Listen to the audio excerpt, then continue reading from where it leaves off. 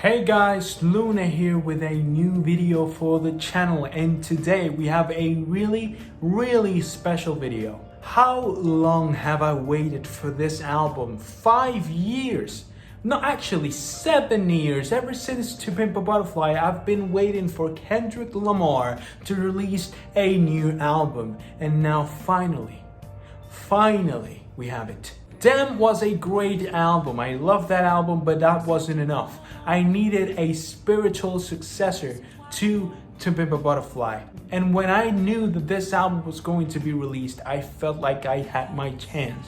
So today we're talking about Mr. Morales and the Big Steppers by Kendrick Lamar. Kendrick Lamar is someone who does not need an introduction at this point of his career. Everyone knows who he is. Everyone knows what albums he has released. Ever since Section 80, Kendrick has been releasing masterpiece after masterpiece, and even throwaway albums like Untitled Unmastered are great albums which only show that even when he's not trying, he makes great music. So when he said that he was going to release this album, everyone opened up their assholes and said, go in, because we needed this. The music industry needed this right now.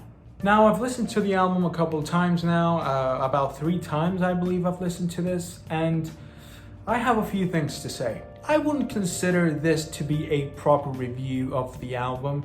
If you want to see, a specific review on how the album sounds and what's good and bad from the technical point of view of the album, like production and stuff like that, you should definitely go and see Anthony Fantana's video. I don't think he has uploaded yet, but by the time this video is up, I think he will. Even though the channel is called Luna Reviews, this is mostly just me giving away opinions without any sort of professionalism.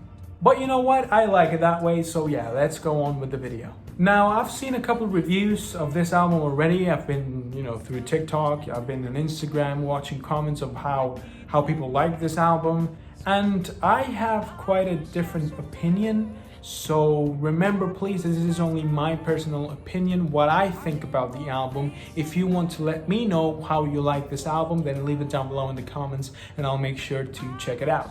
With that being said, let's just go on with the review.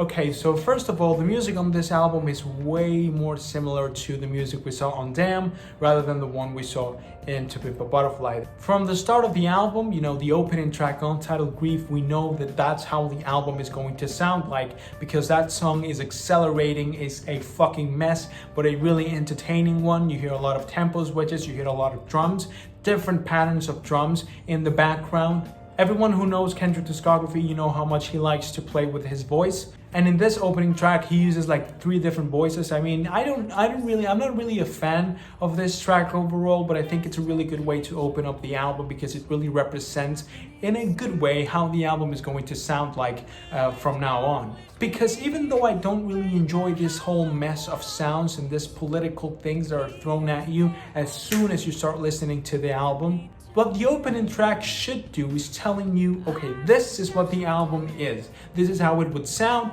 Maybe a few things would change along the way, but starting up, this is how it would be. And this song does a really good job because indeed the album is really similar to what we see on this song. The thing is that after that song, things start to go south, I believe that even though that song isn't really similar to the best that Kendrick has released, for example, in albums like Good Kid, Mad City and To Pimp a Butterfly, this album sounds like Damn way more. And even though I liked Damn, I think that album is the point where Kendrick stopped improving. Ever since Section 80, Good Kid, Mad City was an improvement from Section 80. I believe that To Pimp a Butterfly was a huge improvement from Good Kid, Mad City, and Damn wasn't really an improvement. It was just more of the same with a different style, and I think that this album resembles that a lot more, especially from the second track of the album, N95, which is probably the most basic track Kendrick has released ever since Good Kid, Mad City, or that Black Panther soundtrack thing. And for example, another song that is really close to the beginning of the album, like Worldwide Steppers, offers a really good storytelling, but the beat is awful. But for a moment, for a split second,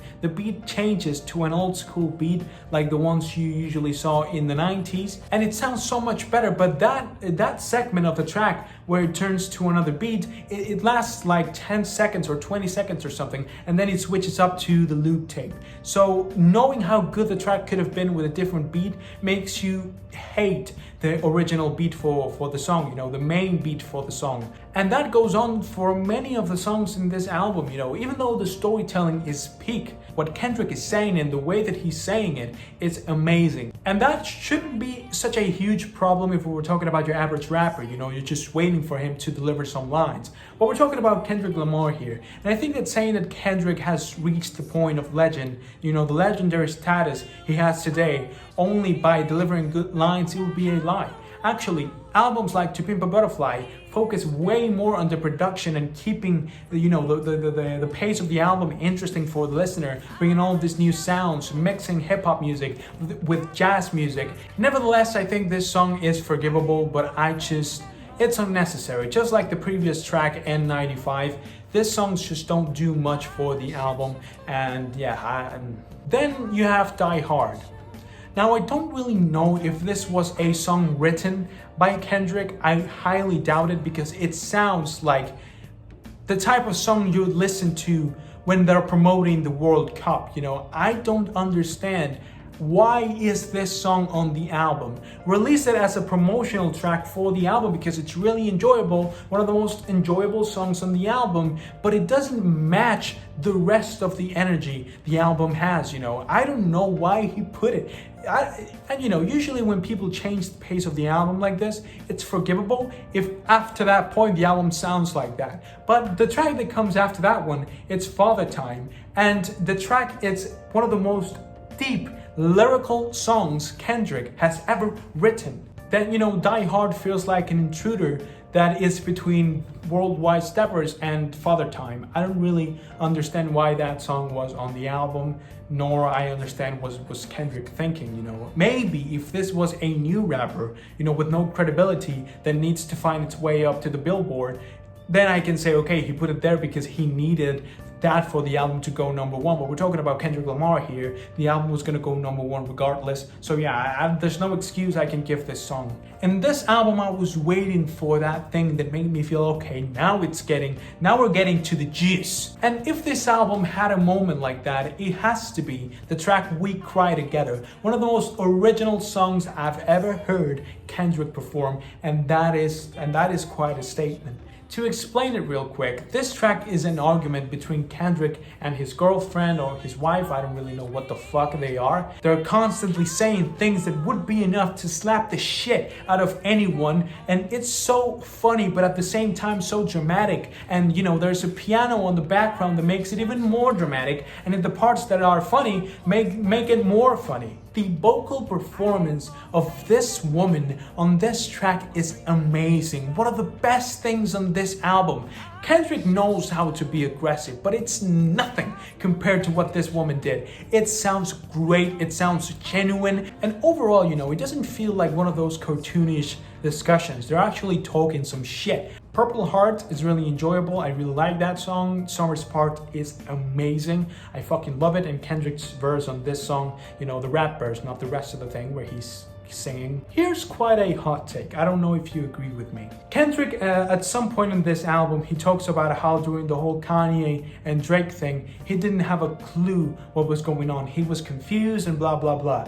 But it feels like Kendrick has been listening to Kanye and Drake quite a bit too much, because a lot of the production decisions on this album resemble a lot those of Kanye at the beginning of the decade. I know that it may sound like quite a hot take, but listen to the album and keep an open mind. Remember albums like My Dark, Beautiful, Twisted Fantasy, I don't even remember the fucking name, or even more recent albums like Donda.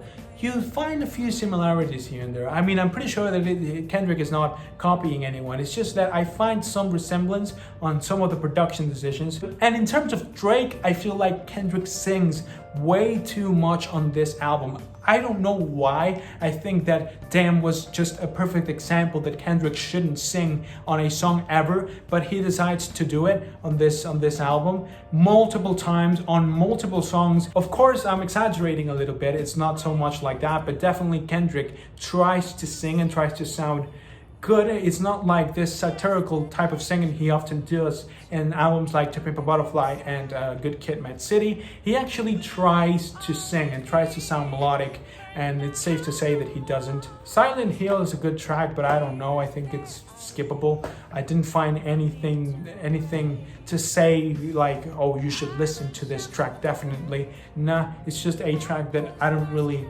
mind. I wouldn't mind if the track wasn't on the album, and that applies to many of to quite a few songs on this album. And things only go up from this point on.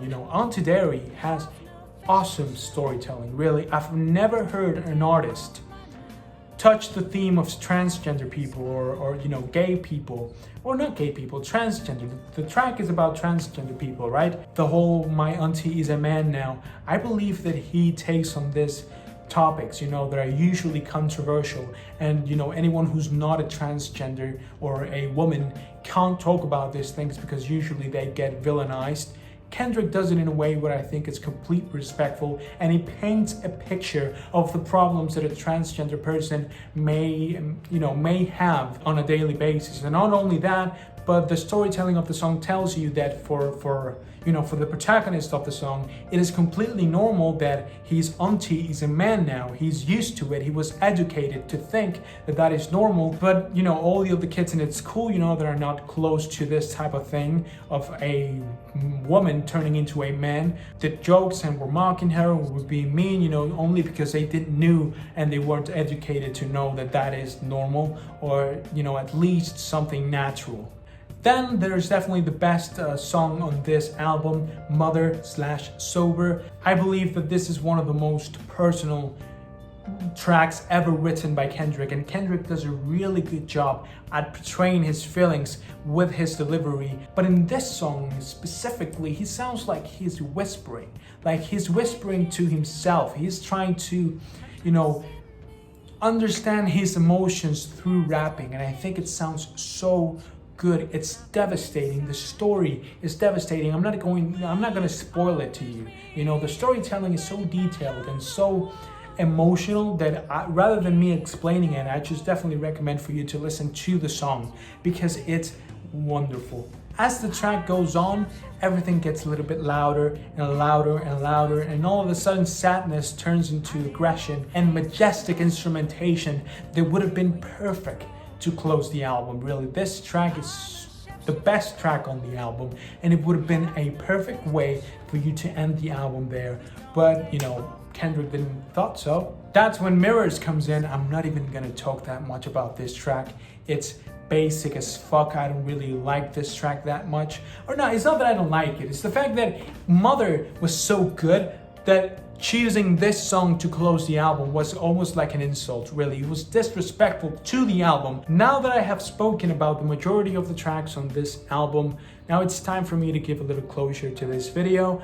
This is not a bad album by any means. I think the album is good. I think it has a few amazing tracks, but you know what? The track is 18 tracks long. 1 hour and 10 minutes of music. And out of that hour and 10 minutes, I can grab 40 that are the best on the album. The rest is just, it's unnecessary. It shouldn't be there. It ruins the rest of the album. How disappointing it was that, usually a Kendrick album is a flawless victory. Ever since Section 80, every single song on this album, it's at least good. Section 80 has a few tracks that are bad, but Good Kid, Mad City, every single song is great. To Pimp a Butterfly, I shouldn't even say it because it's fucking obvious. And even Damn has only a few songs that are not plain bad, but it's just not as enjoyable as the rest of the songs. For example, tracks like God, which, only God knows what he was trying to do with that song. I think that they didn't really put that much attention on building up this album with enough care for it to sound like an album.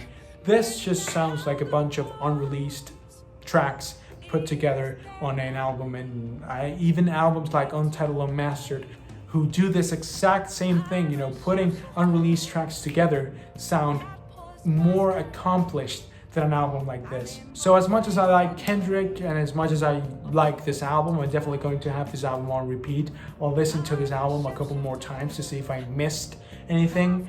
But really, I can't give this album such a high score. I'm giving it a 6.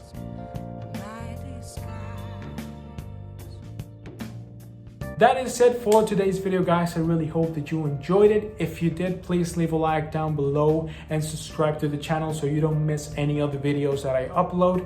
I am really sorry if you don't agree with me. I can tell that if this video is watched by anybody, maybe they'll get mad at me, but try to understand. Try to go back to the projects that came before this one and tell me that this album is as good. I don't think so. But I do want to know what you think about this album. Do you think this album is good? Do you think this album is bad? Tell me your reasons and I'll make sure to check it out. With that being said, I hope I can see you guys soon with another video. So yeah, bye.